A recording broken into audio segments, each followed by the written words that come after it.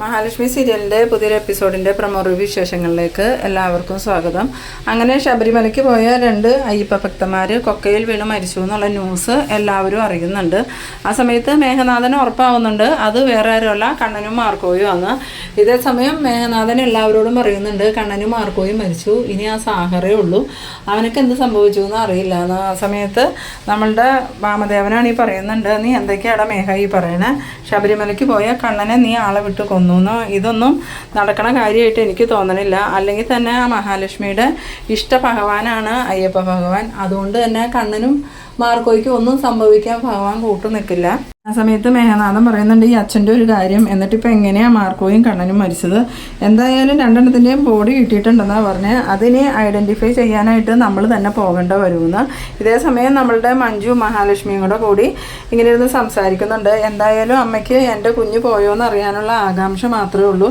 ഇനി അമ്മ വിളിക്കുമ്പം ഏടത്തി തന്നെ ഫോൺ എടുത്താൽ മതി, എന്നിട്ട് ഏടത്തി തന്നെ പറഞ്ഞേരെ ഞാൻ ആസ്പത്രിയിലാണെന്നും എൻ്റെ കുഞ്ഞ് പോയിന്നും. അപ്പോൾ അമ്മ ആസ്പത്രിയിലേക്ക് വന്നെന്ന് പറയില്ലേ മഞ്ജു എന്ന് ചോദിക്കുമ്പം, അപ്പം നമുക്ക് ഞങ്ങൾ വീട്ടിലോട്ട് ഇപ്പോൾ തന്നെ പോകുമെന്ന് പറയാം, പിന്നെ ആസ്പത്രിയിലേക്ക് വരേണ്ട പ്രശ്നമില്ലല്ലോ എന്ന്. ഇതേ സമയം നമ്മളുടെ ഉണ്ണിയും കരുണയും ദുർഗയും കൂടെ ഭയങ്കര സന്തോഷത്തിലാണ്. കാരണം ഈ മേഘനാഥൻ വിളിച്ച് ഉണ്ണിയോട് പറഞ്ഞിട്ടുണ്ട് കണ്ണനും മാർക്കോയും മരിച്ചു, സാഗറിനെ കുറിച്ച് ഒരു അറിവും ഇല്ല എന്ന്. പക്ഷെ ഇവരറിയണില്ല കണ്ണനെയും മാർക്കോയിനെയൊക്കെ കൊല്ലാൻ വിട്ട് ആ ഒരു ഗുണ്ടകളാണ് ഈ കൊക്കയെ വീണ് മരിച്ചേക്കണേന്ന്. ഇതേ സമയം മാർക്കോയും കണ്ണനും സാഗറെല്ലാവരും അയ്യപ്പ ദർശനമൊക്കെ കഴിഞ്ഞ് തിരിച്ച് കാറിലിങ്ങനെ പോന്നുകൊണ്ടിരിക്കുകയാണ്. ആ സമയത്ത് മാർക്കോയുടെ ഫോണിലേക്ക് ഒരു കോൾ വരുന്നുണ്ട്.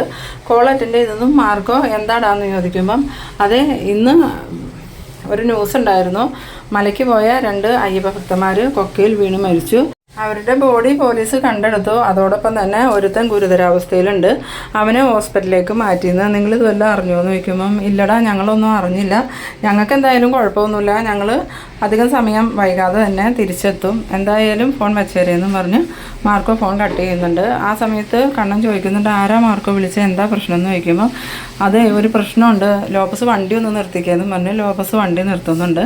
എന്നിട്ട് മാർക്കോയും സാഗറും എല്ലാവരും വെളിയിൽ ഇറങ്ങിയിട്ട് കണ്ണനോട് പറയുന്നുണ്ട് കണ്ണൻ സാറേ ഒരു പ്രശ്നമുണ്ട്, അവന്മാരിൽ ഒരാൾ മരിച്ചിട്ടില്ല, അവൻ ജീവിച്ചിരിക്കുന്നത് നമുക്ക് പ്രശ്നമാവും, അവന്മാർക്ക് എന്താ സംഭവിച്ചതെന്ന് അറിയാവുന്നത് ആ ഒരുത്തനക്ക് മാത്രം, അതുകൊണ്ട് തന്നെ എന്തായാലും അന്വേഷണം നമ്മുടെ പുറകെ വരുമെന്ന്. ആ സമയത്ത് കണ്ണൻ പറയുന്നുണ്ട് അത് ശരിയാ, അവനക്ക് മാത്രമല്ലേ അറിയാവുള്ളൂ, അവന്മാരെ കൊക്കയിലേക്ക് തള്ളിയിട്ടത് നമ്മളാണ്, അവനും കൂടി മരിച്ചെങ്കിൽ കുഴപ്പമില്ലായിരുന്നു, ഇനിയിപ്പോൾ എന്ത് ചെയ്യുമെന്ന് ചോദിക്കുമ്പം സാഗർ പറയുന്നുണ്ട് അവൻ്റെ അവസ്ഥ എങ്ങനെയാണെന്ന് നമുക്ക് ആദ്യം തന്നെ നോക്കാം, അവനക്ക് ഓർമ്മയും വെളിവൊക്കെ ഉള്ള അവസ്ഥയാണെങ്കിലല്ലേ അവൻ പറയുള്ളൂ, അവനക്ക് ഗുരുതരാവസ്ഥയാണെങ്കിൽ അവൻ പറയാനൊന്നും സാധ്യതയില്ലാന്ന്.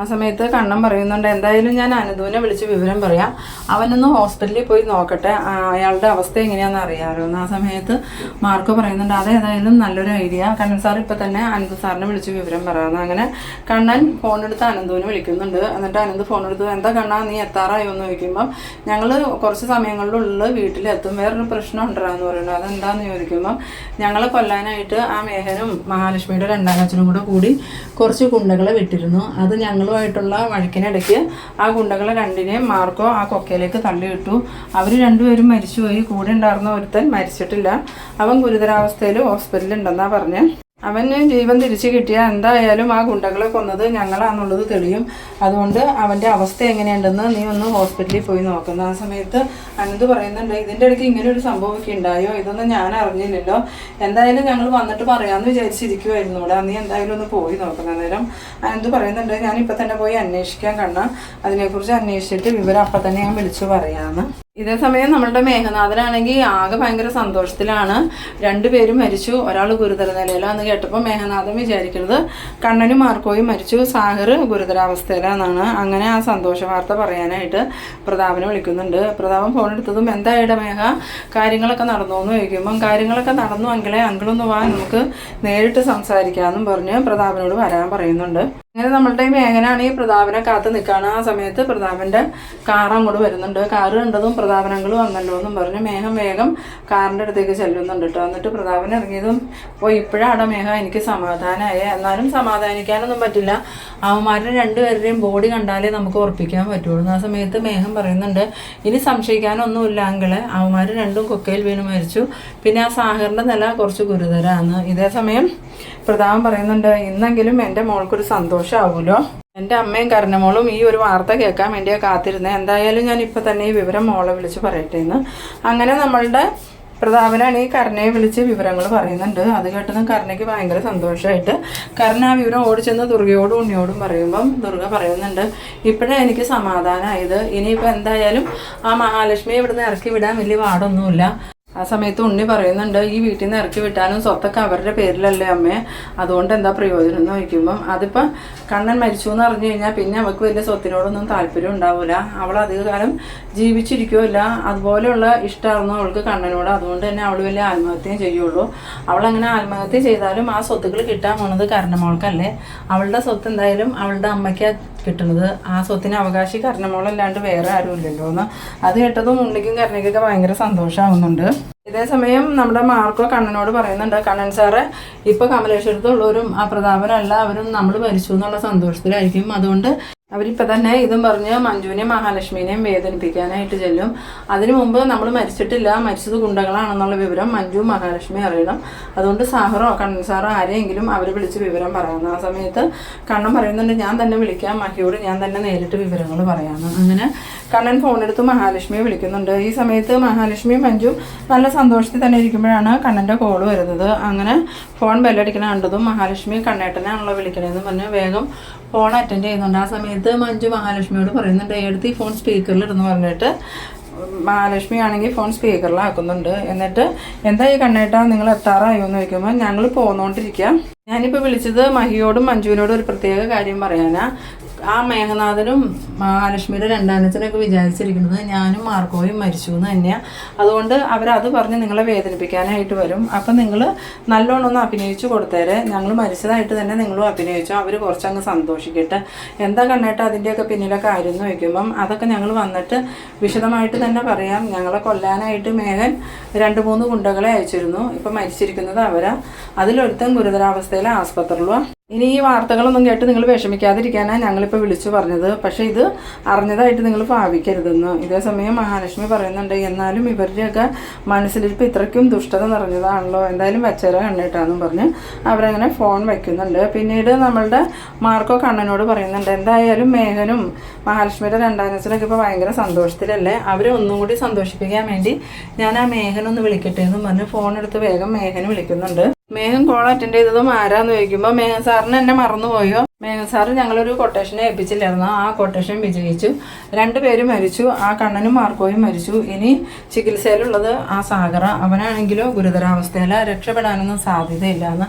അത് കേട്ടതും നമ്മളുടെ മേഘനാഥനാണെങ്കിൽ ഭയങ്കര സന്തോഷമാവുന്നുണ്ട്. എന്നിട്ട് മേഘനാഥൻ വാമദേവനോട് ചെന്ന് പറയുന്നുണ്ട്, ഇപ്പം എന്തായി അച്ഛാ, ഇപ്പം വിളിച്ചത് ആ ഗുണ്ടയ, അയാൾ പറഞ്ഞത് മാർക്കോയും കണ്ണനും മരിച്ചു എന്നാ. അതുപോലെ തന്നെ സാഗറാണെങ്കിൽ ഗുരുതരാവസ്ഥയിലും ഇനി അവൻ ജീവിതത്തിലേക്ക് വരാനൊന്നും സാധ്യതയില്ല എന്ന് തന്നെയാണ് പറഞ്ഞ.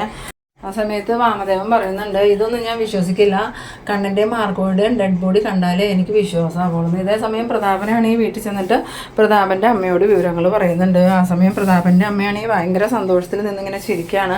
ആ സമയത്ത് പ്രതാപൻ ചോദിക്കുന്നുണ്ട്, അമ്മ എന്തിനാ ഇങ്ങനെ ചിരിക്കണേന്ന് ചോദിക്കുമ്പോൾ, പിന്നെ സന്തോഷം വന്നാൽ ചിരിക്കണ്ടേടാ, ഇവിടെ ഒരുത്തി ഏത് നേരവും മോൾക്കും മരുമോനക്കും വേണ്ടി പ്രാർത്ഥിച്ചുകൊണ്ട് നടക്കാം, അവളുടെ പ്രാർത്ഥന വിഫലമായല്ലോ എന്ന് ഓർത്തിട്ടാണ് ഞാനിപ്പോൾ ചിരിക്കണേ. എന്തായാലും അധികം വൈകാതെ തന്നെ 2 ബോഡി മോർച്ചറിയിൽ നിന്ന് വീട്ടിലോട്ട് കൊണ്ടുവരും. ആ സമയം പ്രതാപൻ്റെ അമ്മ പറയുന്നുണ്ട്, അപ്പം നീ പോണില്ലേ പ്രതാപ, വേഗം ചെല്ല് കമലേശ്വരത്തേക്കെന്ന് പറയുമ്പോൾ അതിന് അവിടെ കാര്യങ്ങൾ എങ്ങനെയാണെന്നൊന്നും അറിയില്ലല്ലോ.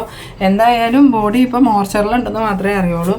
ഞാനും മേഘനും കൂടി ഇപ്പം തന്നെ ആസ്പത്രിയിലേക്ക് പോവാം. ആസ്പത്രിയിൽ മോർച്ചറി കയറി അത് അവർ തന്നെയാണെന്ന് ഉറപ്പിച്ചിട്ട് മതി ബാക്കി കാര്യങ്ങളെന്ന്. ആ സമയത്ത് പ്രതാപൻ്റെ അമ്മ പറയുന്നുണ്ട്, അത് നീ പറഞ്ഞത് നേരെ പ്രതാപ, ഇനിയിപ്പോൾ അവന്മാർക്ക് പകരം വേറെ ആരെങ്കിലുമാണോ മരിച്ചേക്കണമെന്ന് അറിയില്ലല്ലോ. ഇതിനു മുമ്പുള്ള എല്ലാ അനുഭവവും അങ്ങനെ തന്നെയല്ലായിരുന്നോ, പല പ്രാവശ്യവും അവനും അവളും മരിച്ചു എന്നും പറഞ്ഞ് നമ്മൾ ആഘോഷിച്ചതല്ലായിരുന്നു.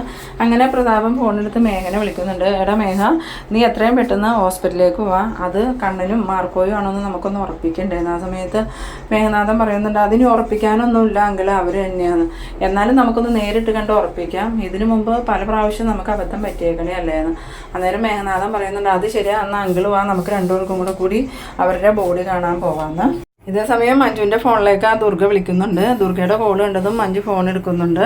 എന്നിട്ട് എന്താ അമ്മയെന്ന് ചോദിക്കുമ്പോൾ, നീ വിവരങ്ങൾ അറിഞ്ഞില്ലേ, കണ്ണനും മാർക്കോയും മലയ്ക്ക് പോണ വഴിക്ക് കൊക്കയിൽ വീണ് മരിച്ചു എന്ന്. അത് കേട്ടതും മഞ്ജു, ഉവ്വോ, കണ്ണേട്ടൻ എന്നിട്ട് എന്താ പറ്റിയെന്ന് ചോദിക്കുമ്പോൾ അതല്ലേ പറഞ്ഞേ അവർ രണ്ടുപേരും മരണപ്പെട്ടു പോയി. അപ്പോൾ സാഗറേട്ടനോ എന്ന് വയ്ക്കുമ്പം സാഗർ ഗുരുതരാവസ്ഥയിൽ ആസ്പത്രിയിലാണെന്ന്. അത് കേട്ടതും മഞ്ജു നല്ലോണം സങ്കടം അഭിനയിച്ചുകൊണ്ട് എന്താ അമ്മ ഈ പറയണ, സാഗറേട്ടന് എന്ത് പറ്റിയെന്നും പറഞ്ഞ് കരയുന്നുണ്ട് കേട്ടോ. ഈ മഞ്ജുവിൻ്റെ കരച്ചിൽ കേട്ടതും കരുണയും ഉണ്ണിയും ദുർഗയും കൂടെ കൂടി നിന്ന് ചിരിക്കുന്നുണ്ട്. എന്നിട്ട് ഫോൺ കട്ട് ചെയ്തിട്ട് ദുർഗ പറയുന്നുണ്ട്, ഇപ്പോൾ അവക്കടെ അഹങ്കാരത്തിനൊക്കെ തിരിച്ചടി കിട്ടിയിട്ടുണ്ട്, ഇനി അവൾ മര്യാദയ്ക്ക് അടങ്ങി ഒതുങ്ങി നമ്മുടെ അടുത്ത് വന്ന് ജീവിച്ച അവൾക്ക് കൊള്ളാമെന്ന്. ഇത് കേട്ടതും കരുണയൊക്കെ ജയിച്ച ഭാവത്തിൽ ചിരിച്ചുകൊണ്ട് നിൽക്കുന്ന ആ ഒരു സീനിലാണ് എപ്പിസോഡ് അവസാനിക്കുന്നത്. അപ്പോൾ നിങ്ങളെൻ്റെ വീഡിയോ ആദ്യമായി കാണുന്നവരാണെങ്കിൽ ചാനലൊന്ന് സബ്സ്ക്രൈബ് ചെയ്യാനും ഇഷ്ടമായാൽ ലൈക്ക് ചെയ്യാനും ഷെയർ ചെയ്യാനും മറക്കരുത്. അപ്പോൾ ഇതുപോലെ ഇൻട്രസ്റ്റിംഗ് ആയിട്ടുള്ള അടുത്തൊരു എപ്പിസോഡുമായി നമുക്ക് വീണ്ടും കാണാം. അതുവരേക്കും ബൈ ബൈ.